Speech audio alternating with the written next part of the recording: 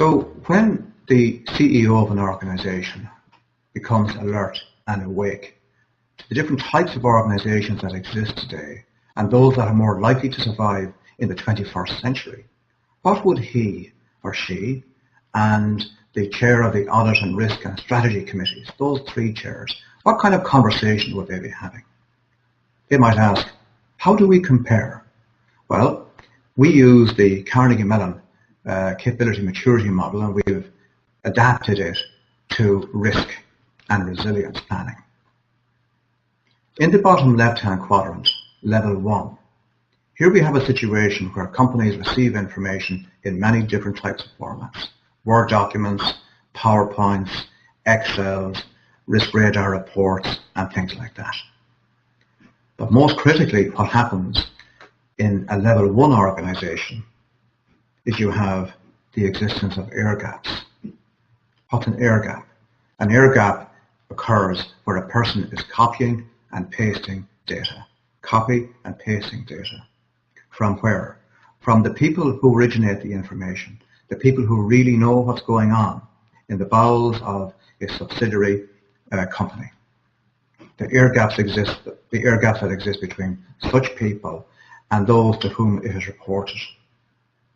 Air gaps again appearing between reporting lines and the CEO, and further air gaps between the CEO and the main board of directors. Level 2 occurs where we have strong policy which is given teeth in the form of consistency in the application of process. So policy given teeth through the strong application of process. However, in level 2 companies, the air gaps continue to exist.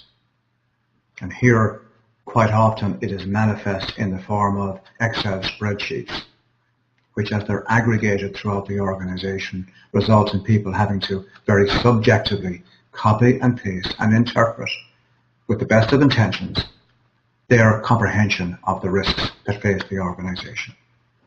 Level 3 mature companies are companies where we now have the emergence of consistency of data.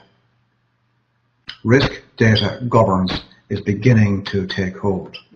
We clearly have the introduction of database solutions, but that is not what is key here. What is key here is tone set at the top, information coming up from the bottom, and people understanding what matters most to the achievement of objectives.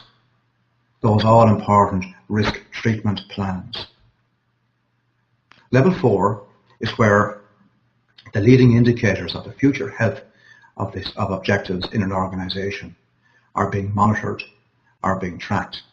We have key performance indicators that tell us how well those risk treatment plans are performing. Level 5, at level 5 we're at a point where we have real-time dynamic reporting of risks.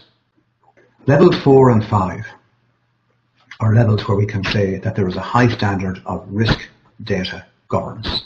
That is to say that the rigor and the consistency which is applied to the flow of information of that risk data is as rigorous and as consistent as that which applies for accounting data, to the point that we can trust our annual reports. The same rigor and the same consistency is required for the production of information that can cause us to trust our risk reports.